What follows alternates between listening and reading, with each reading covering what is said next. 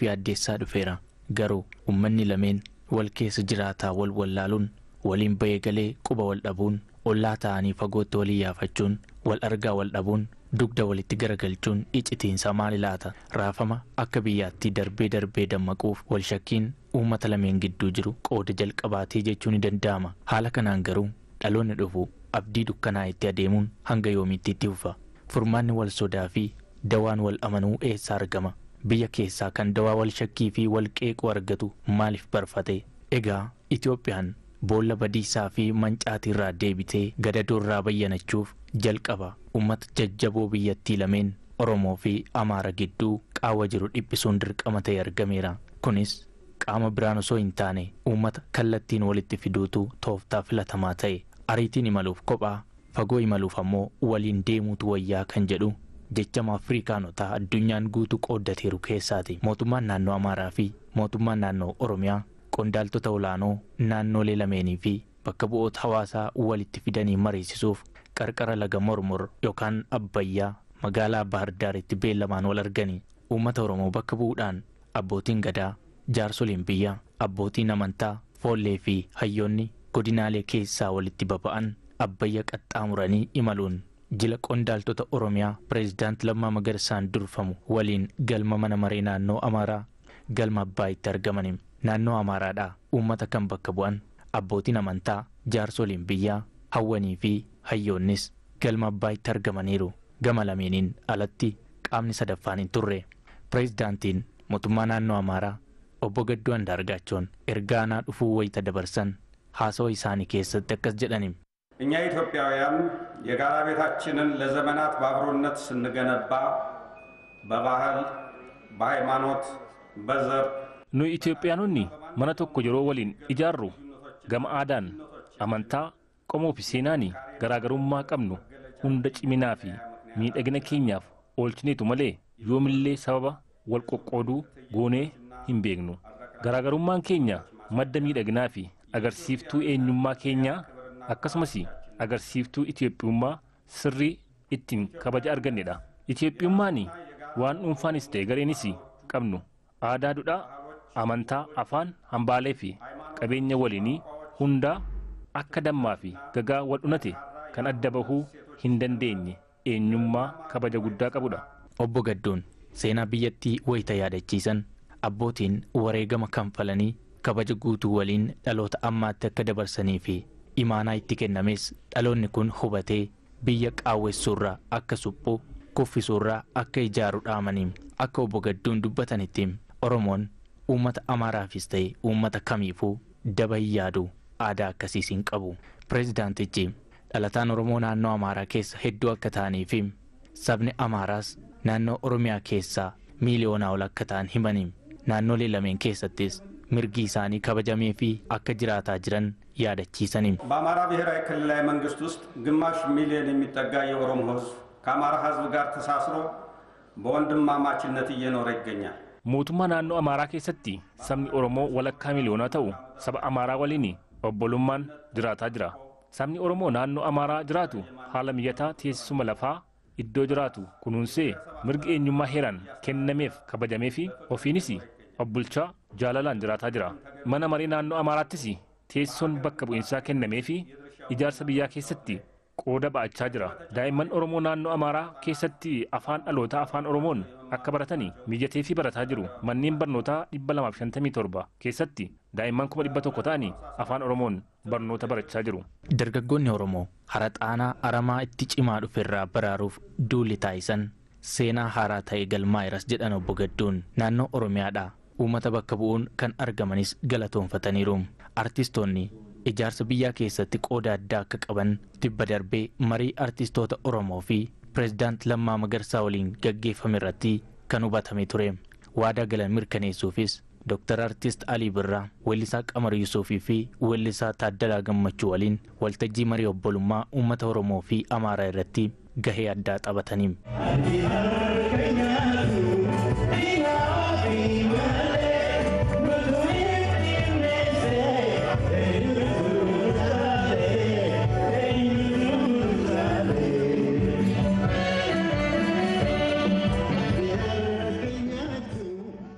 qorannoon hariiroo uummata lameenii hayyoota seenaan dhiyaates seenaa Itoophiyaa isa dhugaa hedduu dhokate keessaa muraasa kan mul'ise ture.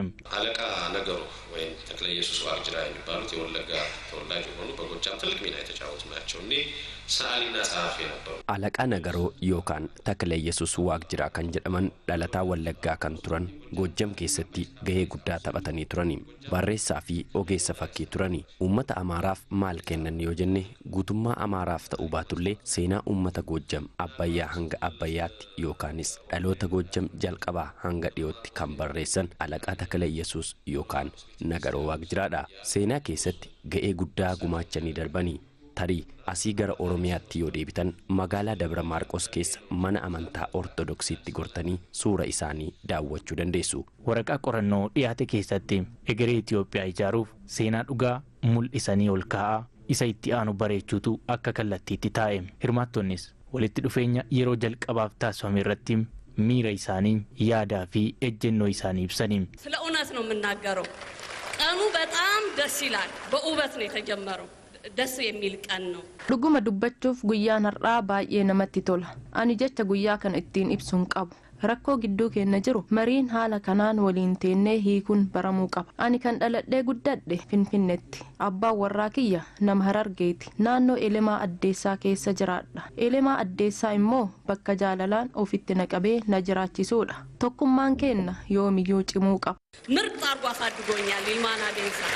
የኦሮሞ ተወላጆችና ከኦሮሚያ ክልል የመጣችሁ dhalattoonni Oromoo fi warreen Oromiyaa irraa dhuftanii baga nagaan gara qe'ee keessanii dhuftan. iddoon kuni isiniifis biyya keessanii. nuti uummanni naannoo Amaaraa dhufuu keessanitti hedduu gammanneerra.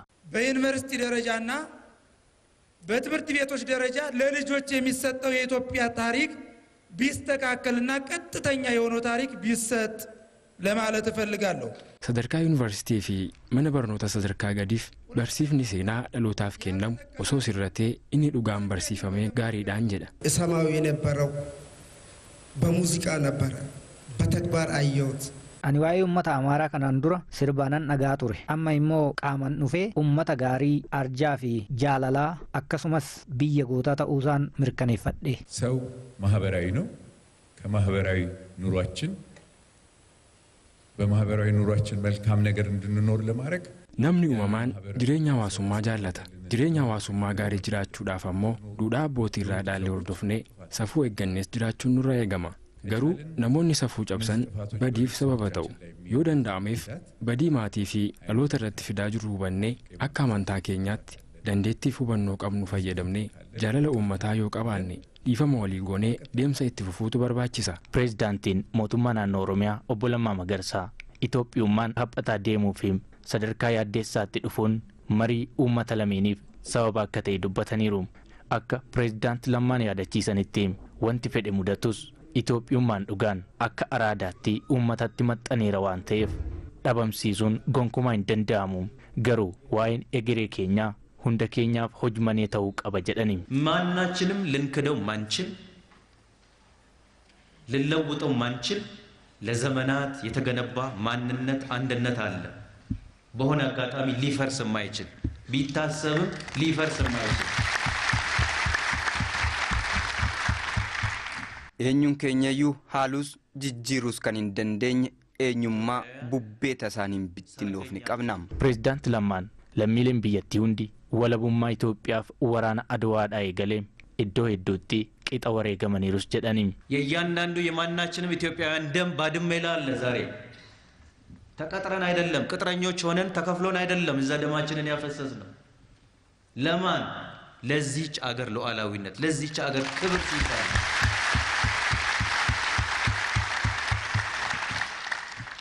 tokkoon tokko saba Itoophiyaa dhiiga baadimmee irratti dhangala'e keessaa qabna. mindeeffamanii miti kan dhiiga achitti wareegan. eenyuuf kabajaa fi walabummaa biyyattii kanaaf eenyummaa akkasii osoo qabnu maaliif akka qoosatti haphisna? kana hunda keenyatu itti yaaduu qaba. ያሳስበናል ሁላችንን። pireezidaanti Lammaa Magarsaa Itoophiyaa barbaannu ijaaruudhaaf filannoon jalqabaa fi dhumaa wal ta'uu tokko ta'uudha jedhani. kanaaf ammoo keessattuu yeroo kanatti jaalalli barbaachisaa ta'e argameeras jedhani. ከመቼውም ጊዜ በላይ በእውነት ፍቅር ያስፈልገናል። ዛሬ በኢትዮጵያውያኖች መካከል ፍቅር ያስፈልገናል። ፍቅር ደግሞ በቀረርቶና በፉከራ በፕሮፓጋንዳ ሊመጣ አይችልም። ፍቅር የሚመጣው በመተሳሰብ ነው። አንዳችን ለአንዳችን yeroo kamiyyuu caalaa jaalalli nu barbaachiseera nu Itoophiyaanotaaf jaalalli nu barbaachisa kun ammoo dhaadannoo fi propagandaan dhufa miti jaalalli kan argamu walii yaaduu irraati yeroo walii keenyaaf yaadnu jaalala ijaarra Itoophiyaanis yeroos jiraatti. Ijaarsa biyyaa keessatti qooda olaanaa kan qaban dargaggoonni miira keessaa ba'anii qalbiin waa'ee biyya ofii yaaduu akka qabanis pireዝዳንት ለማን dhaamaniiru. ወጣቶቻችን ትልቅ ኃላፊነት ነው ያለብን። ሰከን ብለን ስለ ሀገራችን ማሰብ ለሀገራችን ምን መስራት እንዳለብንም ጭምር ማሰብ እጅግ በጣም አስፈላጊ ነው። dargaggoonni keenya itti gaafatama guddaatu isinirra jira. tasgabboofnee waa'ee biyya keenyaa yaaduun biyya keenyaaf maal gumaachuu akka dandeenyu walii yaaduun baay'ee barbaachisaadha. Qondaaltonni olaanoo naannolee lameenii waltajjii marii obbolummaa uummata Oromoo fi Amaaraa irratti argamanis waltajjiin Baardaar yeroo barbaachisaatti akka taa'ame kaasuun qooda inni boriif gumaachuu abdataniiru. ዋናው ሀገርን በመለወጥ ኃላፊነት ያለበት ህዝብ ነው። biyya ijaaruudhaaf itti gaafatama duraa kan qabu uummataadha. kanaaf uummanni kan ogummaa aartii qabus hayyonnii fi namni hundi ijaarsa biyyaa kan hundi keenya qixa irraa fayyadamnee keessa jiraannu ijaaruutu irraa eegama. yeroo mallayyoo sabaaf sablammoota jidduutti walitti dhufeenyii fi waliin guddachuu fi akkasumas karaa diinagdees haa ta'u hawaasummaa irratti walitti dhufeenya isaanii sirriitti baruufis akkasumas immoo rakkina jirus immoo mari'atanii maqsuudhaafis baay'ee barbaachisaadha.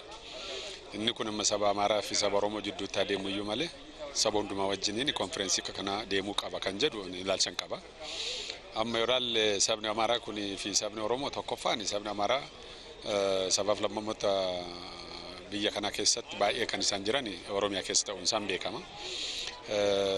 daangaadhaanis immoo akkasuma daangaa baay'ee qabna jidduu keenyatti. kanaafu akkuma walitti dhufeenyi jiru takka walitti bu'iinsi waan jiruufi yeroo maalleeyyuu waan kana maqsuuf mariidhaan humnaan itoo hin ta'in lubbuun namaa itoo hin darbiin mariidhaan waan akkasii kanarratti mari'atanii waan mari'atan immoo lafa kaa'anii walii galanii gara hojiittis immoo akka inni hiikamu gochuunis immoo baay'ee barbaachisaa waan ta'eef kun tokkoffaan saba kana lamaan jidduutti walitti dhufeenya fi tokkummaa cimsa. lammaffaa immoo sabni kun otuma akka biyyaattis ilaalle immoo saba guddaa waan ta'aniif lamaan isaanii nageenyaa fi walitti dhufeenya sabaaf sablammoonni biyyattii keessanitti qaban keessatti illee gumaachisaa baay'ee guddaa waan ta'eef mariin kun naannoo lamaaniif duwwaa otoo hin ta'in biyyattiidhumaafuu baay'ee barbaachisaa ta'uu isaa fi nageenya buusuudhaafis immoo gumaachisaa baay'ee guddaa ta'uu isaati. ኦሮሚያ ወንድሞቻችንና እህቶቻችን አባ ገዳዎች የኦሮሚያ ክልል አመራሮች እዚህ መጥተው obboloonni keenya Oromoonni abbootiin gadaa geggeessitoota naannoo Oromiyaa waliin iddoo kana dhufanii galma keessatti uummanni lamaan yeroo walitti dhufan wanti argine haaromsi qabatamaan hidda gadi fageeffate akka jiru hubanna. kun geggeessitootaaf humna guddaadha.